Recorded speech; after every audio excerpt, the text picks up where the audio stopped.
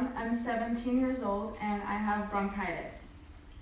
If that's not enough to captivate your attention, I have chickenpox, let's say. And if you still don't think that adds value to my character, let's say I have diabetes even. By now, you might even be less interested, thinking, why is this girl standing there and listing every disease out there? But what if I told you I had been diagnosed with depression, obsessive-compulsive disorder, and a potential for borderline personality disorder? That might not mean as much to you sitting there listening to me right now, but trust and believe that if you had been a movie director, a singer, or a creator of any content exposed to the masses, I'd have your full attention by now. A heart is made mature by darkness and art, said poet Antonio Machado in 1927. Although that was 96 years ago, and any sign of mental disturbance or darkness 96 years ago most likely would have ended up with you in a straitjacket or shock therapy, we see this concept employed in many protagonists in modern media and film as a way to spice up the plot. While this creates an interesting character arc, it is nothing shy of dangerous to glorify such mental illnesses and cross the line of normalizing. Regarding the almost demonic stigmas and taboos regarding mental illness just less than a century ago, how did our society come to a point where individuals view such disorders as contributions to their lives instead of disruptions? Now, I have a question for you. Raise your hands if you have consumed any of the following media: the popular TV show Euphoria, 13 Reasons Why, Skins, Girl Interrupted, Black Swan, The Joker, Gone Girl, Pearl, or Silver Linings Playbook. These are just some examples where we can see the internal conflicts of the main character guide the plot through the movie.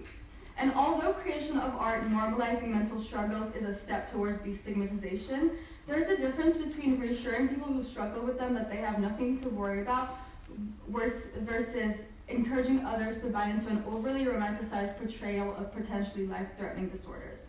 Let's take a deep look at the example of 13 Reasons Why. This Netflix original chronicles the aftermath of Hannah Baker's suicide with 13 tapes she left behind for the people she argues drove her to her suicide.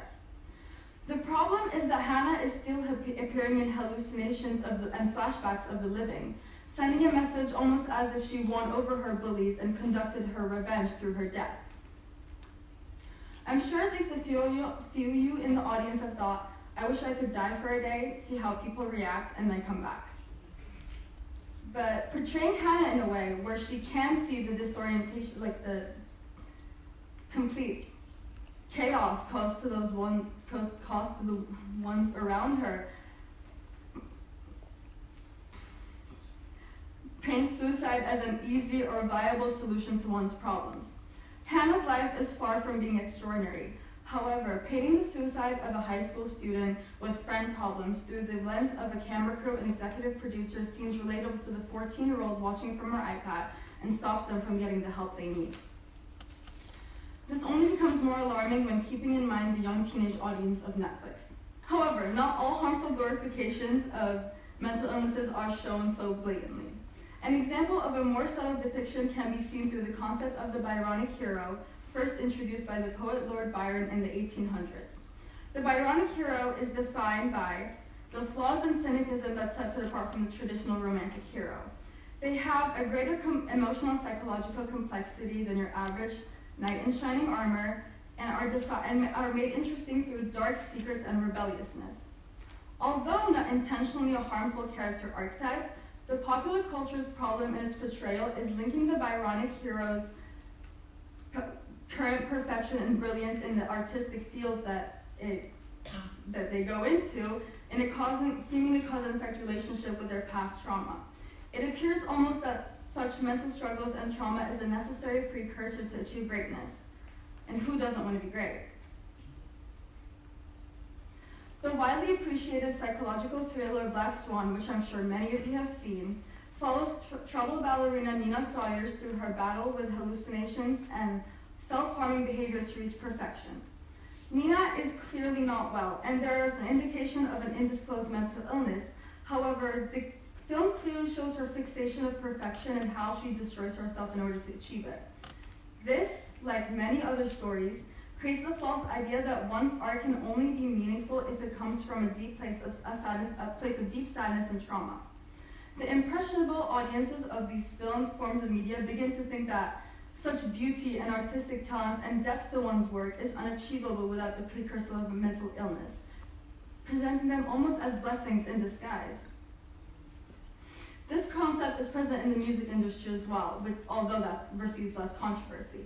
Now, don't get me wrong. I'm not saying that music or movies normalizing mental struggles are deliberately romanticizing them, but it still contributes to the cause and effect relationship presented by the Byronic hero. Why are artists who make sad songs viewed as more artistically talented, more insightful, real artists? And don't get me wrong, I love the movie Black Swan and many others like it. The making of the movies themselves isn't the problem. I'm very, very glad that popular culture is no longer contributing to the negative stigma around mental illness, enforcing negative stereotypes and whatnot. In other words, I'm glad we can make movies or music about them without having to get a lobotomy as an example of how the taboo has shifted over time. However, the problem really can be explained by the symbolizing capability aspect of the social cognitive theory.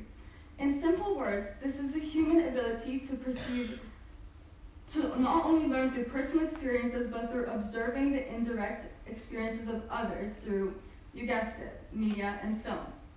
We can symbolically perceive events, feelings, and messages, and which leads to the consequence that the depiction of mental illnesses we are exposed to in media acts as a reference point for what life actually must be like living with them, and shapes the understanding society has of them as a whole.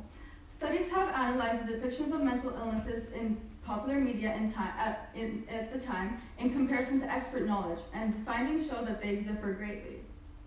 To build on these findings, another study of almost 3,000 UK television viewers showed that those in close relation to a mentally ill person strongly believed that the representation given on TV was largely inaccurate, along with discrediting licensed psychologists' field of work by misrepresenting how a diagnosed disorder is portrayed.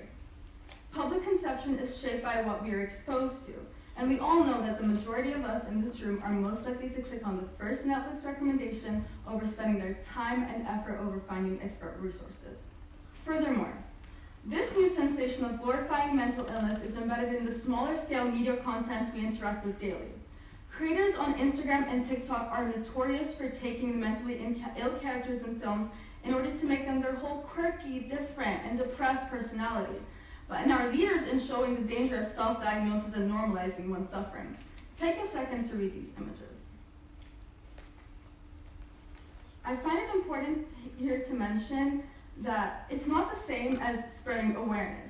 The problem with self-diagnosis is that it reduces mental illnesses to the understanding one gains from what they're exposed to through mass media.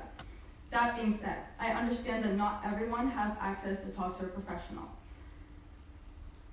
But the problem with self-diagnosis is that it allows everyone, no matter how misinformed they may be, to just magically develop a psychological disorder through watching Euphoria.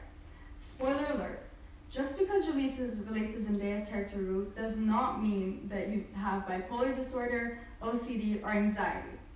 But our subconscious mind cannot pick up on the differences between what is real and imagined. Therefore, a perfectly healthy person can mislead themselves to believe they have one of these illnesses and actually develop them. The next slide contains very triggering images, so if anyone thinks this could upset them, please refrain from viewing the next slide. One platform in specific that is glorifying and in some cases encouraging mental illnesses is Tumblr. As Tumblr users have an option for anonymity, this has created many dark sides to the platform, where users have made it a hobby to post triggering images with filters over them and a text that encourages self-harm. Please take a second to process the harmful content of these images. When painting this in a beautiful, aesthetically pleasing way, it opens up an opportunity for people not suffering with mental illnesses to view them as desirable, an interesting addition to the character arc, and even go as far as creating their whole personality around it. Sure, there's no real harm to someone who's using it just as an aesthetic, but imagine those who are actually struggling with depression and suicidal thoughts. What happens when they see this? Self-harm is not something you talk about on social media to this extent. You do that in a therapist's office. This leads me to my next point of putting into perspective how this attempt of depicting mental illnesses to a wider audience affects our daily lives more than we realize. See, what happens when we see such glorified representations of Byronic heroes who are just so perfect and flawless due to their mental baggage, instead of recognizing mental illnesses as a threat to many people, we become desensitized to them. This reaches extents where instead of comprehending their seriousness, we learn to not put any importance on them at all, which manifests into our daily lives in phrases such as, I have so much work, I'm gonna kill myself, or they ghosted me, I'm so depressed. As Kourtney Kardashian once said, Kim, there are people dying. But literally there are people dying of depression. And don't get me wrong, I say these words too. It's very normal for any teenager to say that. But if you think about it, it's almost scary how we've been conditioned to underestimate the seriousness of these sentences. I challenge you to count how many times you hear someone say something along these lines over the next few days. You'll lose track. This discussion leads me to my closing point of how do we distinguish the line of normalizing and opening up healthy conversations about mental illness without painting it as a new phenomenon that everyone wants to try like it's the latest iPhone. And more importantly, how do we support and validate the experiences of those suffering to get them the help they need? Firstly, we need to address them for what they really are. Mental disorders are illnesses, medical, scientific illnesses that can go as far as being fatal, and there's nothing to glamorize about the suffering they impose on people. Like I said before, bronchitis, pneumonia, or chickenpox, none of which I actually have, by the way, are not things anyone yearns to have. We've all wanted to miss school, or especially PE class, and physical illnesses were the perfect excuse to do so. But when have you heard anyone miss PE class because they weren't feeling good enough mentally to do so? The media and movies will never accurately portray how life with a mental illness is like. So we have to create a safe space for those who actually suffer with them, and here are some resources that can help. Thank you for listening to my talk.